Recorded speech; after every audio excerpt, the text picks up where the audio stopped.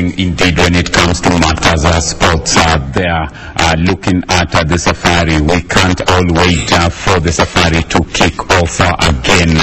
It used to be one of the best in those years, more so during Easter holidays.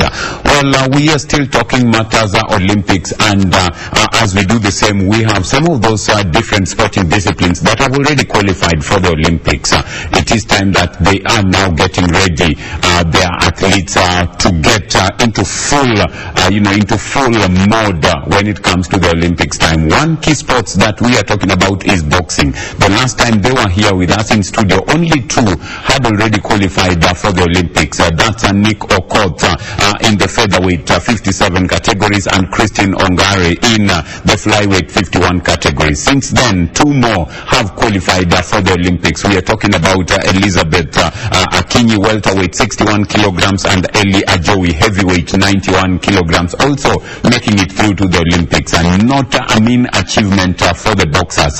But before we talk about that, they have just come back from Congo, where for the first time Kenya are sending boxers out, came back with 12 medals, 1 gold medal, 5 silver medals, and 6 bronze medals. No mean achievement at all. Congratulations to the team. And talking about that, we are joined by the public relations manager at Boxing Kenya. He is one man who never shies away from calling it as it is. A former boxer himself, Duncan Kuria, popularly known as Sugar Ray, with us in studio to unpack the preparations and also talk to us about how the Congo tournament went through. The first time Kenya bagging 12 medals in a tournament out of the country. No mean achievement. Good afternoon, Duncan, and welcome to the studio. Good afternoon to you, Alpha.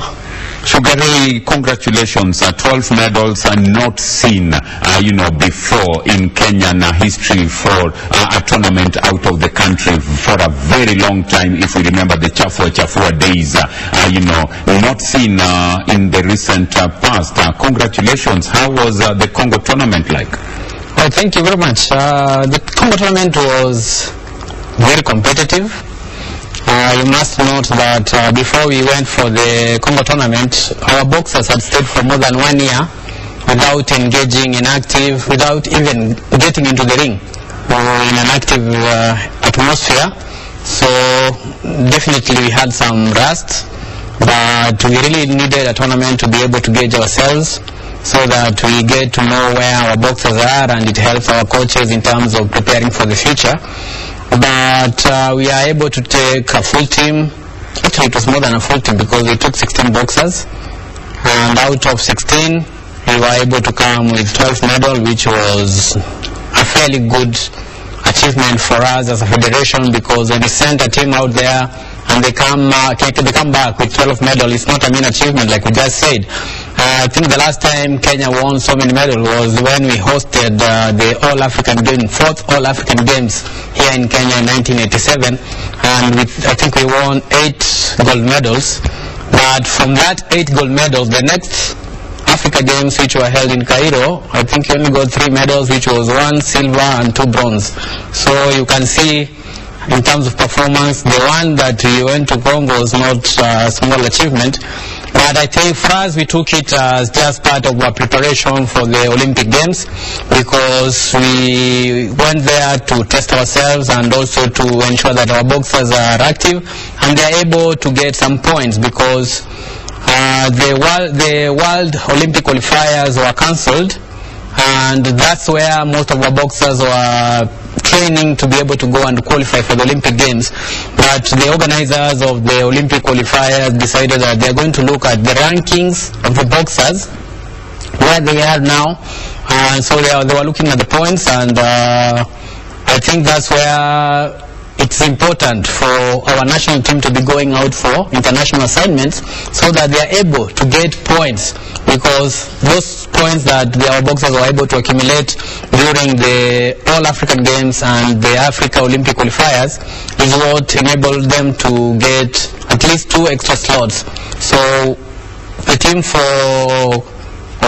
Tokyo Olympic Games will be having about 4 boxers, and those 4 were also in Congo, and they performed fairly well. We were very impressed by the performance of super heavyweight Eli Ajowi. Actually, Earlier Joy has qualified for the Olympic to go as heavyweight, but he went for the higher weight, which is super heavyweight, and he was able to defeat the reigning Africa Olympic qualifier gold medalist, a guy called Maxime Nyong from Cameroon. And they fought twice in Congo because it was a round robin format. The guy from Cameroon defeated Ajoy in the first fight, but during the finals, Ajoy was able to defeat him and bring back the lone gold medal that we got, which was a wonderful performance.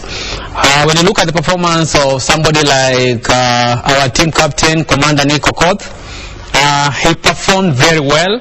Personally, I expected him to win a gold medal, even looking at the final bout, because Nick outscored the person from Cameroon, and the guy even got 8 standing count after heavy punishment from Nick. But surprisingly, when the announcement was made, it went the other way around. When you look at the performance of Christine Ongare, she boxed 3 times. She got injured in her first bout against Burundian Havieremana Onela, and that was a return match because they had earlier met during the Olympic qualifier where Christine got the ticket to go to the Olympic.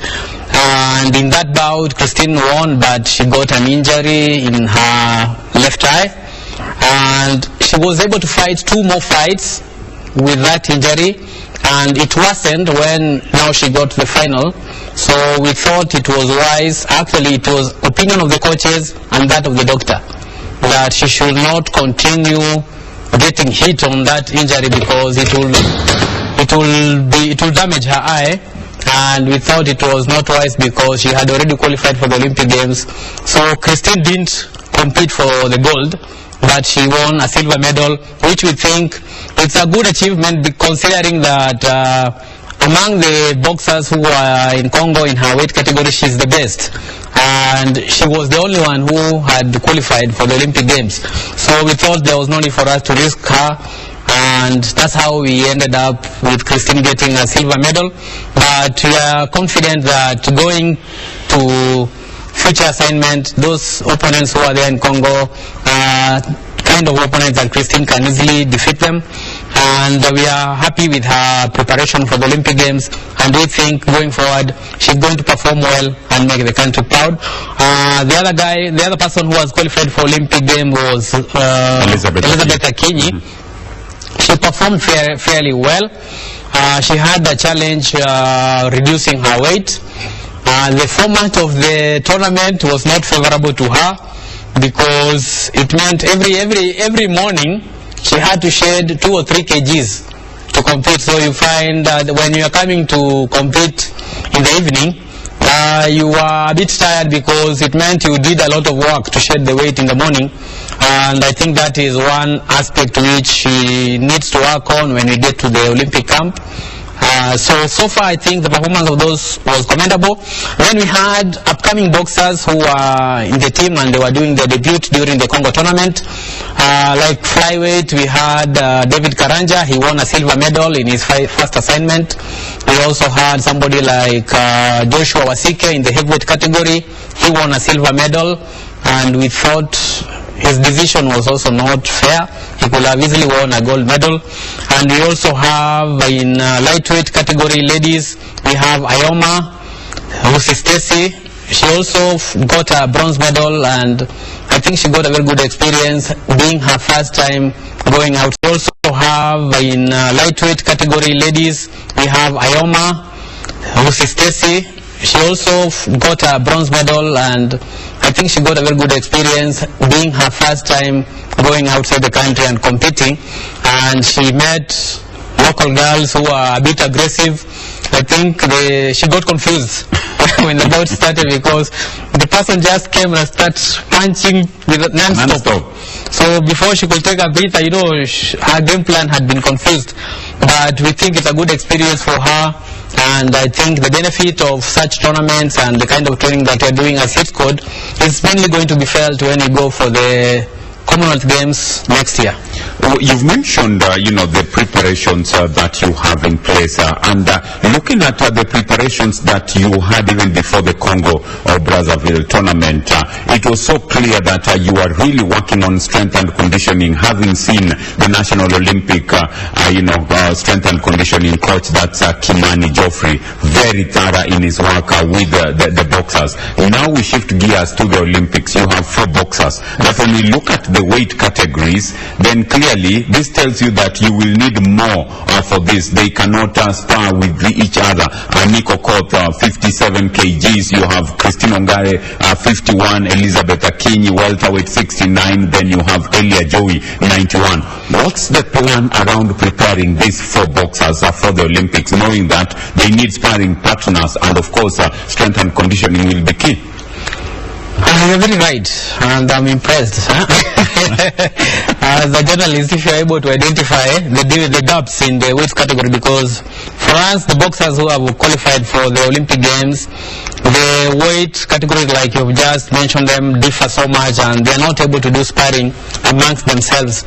So that means we are going to have to work very closely with our colleagues from the National Olympic Committee, so that they give us sparring partners for our boxers to be adequately prepared for the Olympic Games, because Olympic Games is the highest level of any sports person to participate in, and for you to go and attempt or compete for a medal at the Olympic level, you really have to be at your best. So for the boxers that you are going to have in camp, we will wish, in the best case scenario, at least for each boxer to be given at least 2 sparring partners.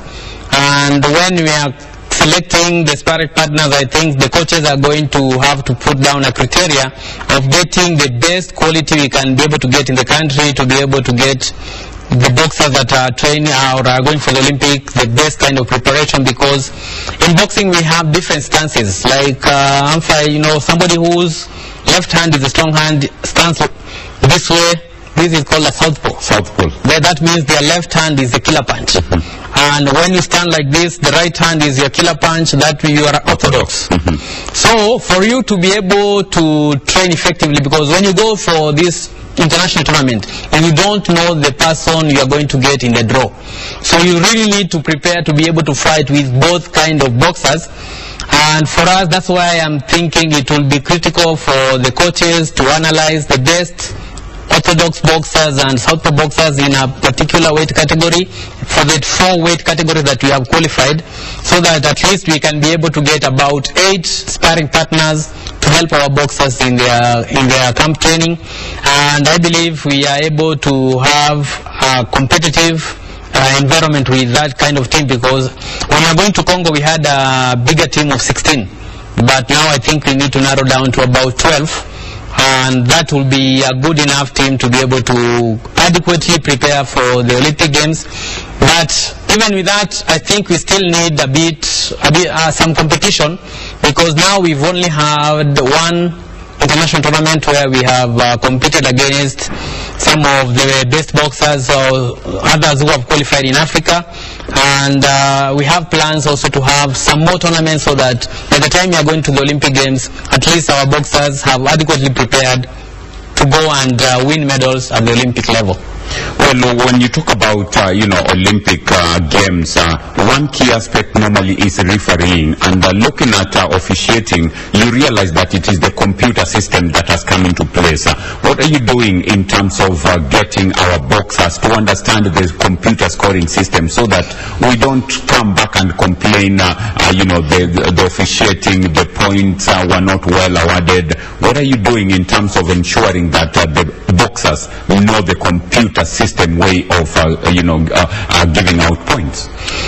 I think one of the best way for the boxers to be able to learn how the judges are scoring bout is to participate in some of these competitions, so that you are able to gauge yourself against how did the judges score a particular fight. I mean a fight in which you are involved. Because when you went for the Africa Games and the Olympic qualifier, the officiating was a bit different.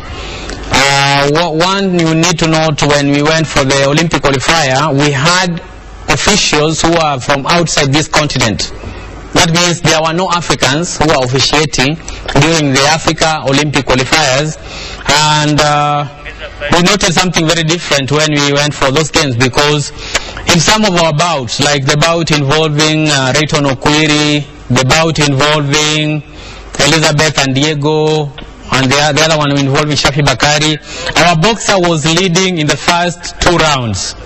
So we could see the score that our boxer is ahead.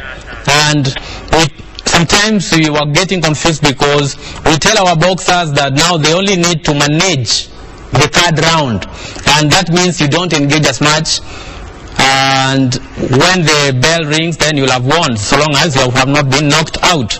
But then we discovered it's very different, because in those 3 bouts we lost them simply because our boxer lost the final rounds by a score of 5-0. So it means, because we were telling them not to engage and just to manage the bout, and the opponents were pushing the fight, then now it seems that this opponent is more serious, then he gets 5-0.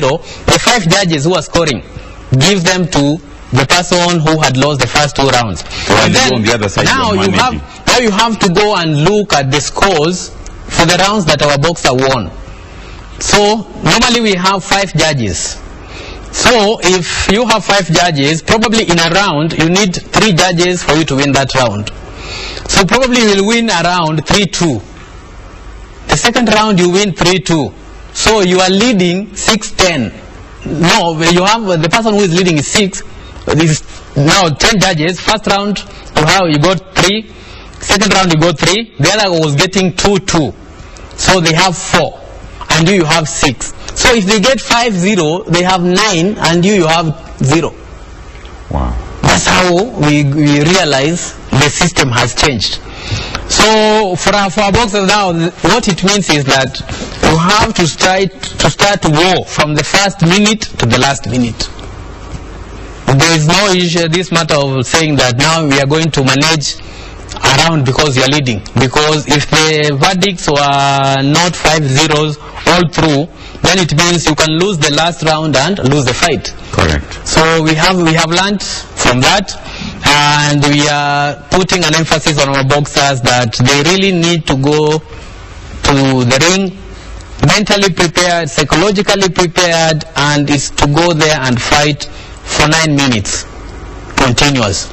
The issue of trying to manage now, I think we need to, our coaches have learned that, and we really need to ensure that we perfect a system whereby, of course, what we try to manage is to ensure that our boxers don't spend all their energy, so that when they're going to the next fight, because once you win, then it means maybe tomorrow you're fighting, and you need to conserve some energy to be able to be competitive in your next fight.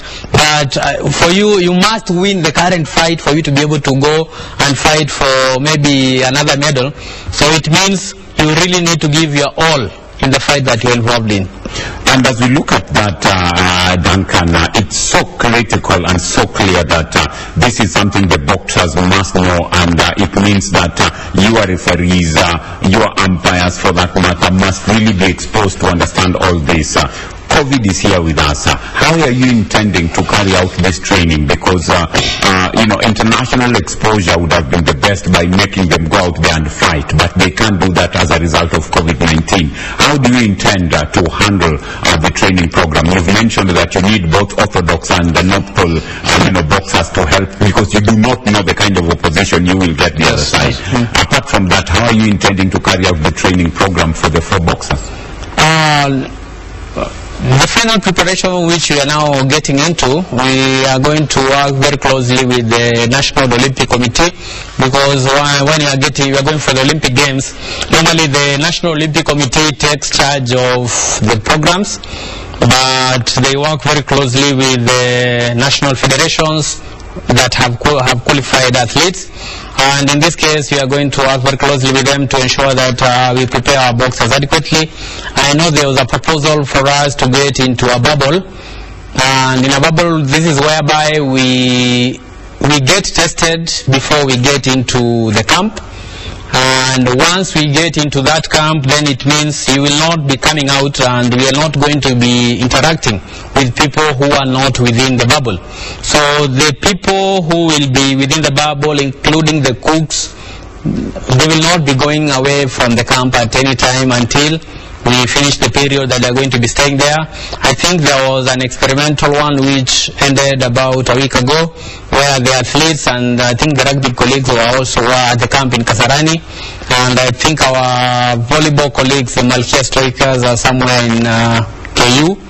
So that's the kind of environment that we are trying to adapt, so that we also reduce this issue of COVID convection. In boxing, we have been hit hard by COVID, so we have learned our lesson. And it's sad, maybe I also need to convey my condolences today. Our first deputy president, Mr. Isaac Mbote, lost his wife this morning. She had been admitted in Nakuru, and the wife was in ICU for the last 1 week, and she lost her life this morning. So our condolences to Mr. Isaac Mbote. I know the preparation for the funeral have been arranged, and I think the funeral will be on Tuesday in Nakuru. So COVID is real and it's hitting hard. We used to talk here. I remember when you were saying, people are saying they don't know who has this disease. They don't know, and they are even saying that the government is cheating people and they're just looking for money. But now COVID is at our doorsteps. It's our friends, it's our close relatives who are dying out of COVID. So I really think it's a high time that the members of the public take seriously the government protocols and procedures, so that we are able to avoid spreading the disease, and also we can be able to lower the curve, because the way the trend is going at the moment, it's not healthy. And for us, we're trying to push for maybe sporting activities to be reopened, but seriously the conditions are not favorable, because like I'm telling you today, we have lost a colleague has lost a wife, and in boxing fraternity we also have another death which occurred in the course of the week. One of the former heavyweight champion, Mr. Frederick Sachi Sabat, he used to be the heavyweight champion in the 70s when he scored. Those days, Anfa, you talk about Chafua. Sabat was a heavyweight champion, and he lost his life, I think, on Tuesday. So our condolences also to Mr. Sabat. Within the boxing fraternity, we are trying to contribute to see how we can help the families to be able to cater for the burden of catering the medical bills and the funeral expenses. So AMFA, COVID is real, and as a federation, we are working closely with the National Olympic Committee to ensure that we give our boxers a conducive environment where we are following all the government protocols and the guidelines that we've been given to ensure that we curtail the spread of the disease. Thank you very much. It is real, and care and safety of boxers and everyone around us must be key.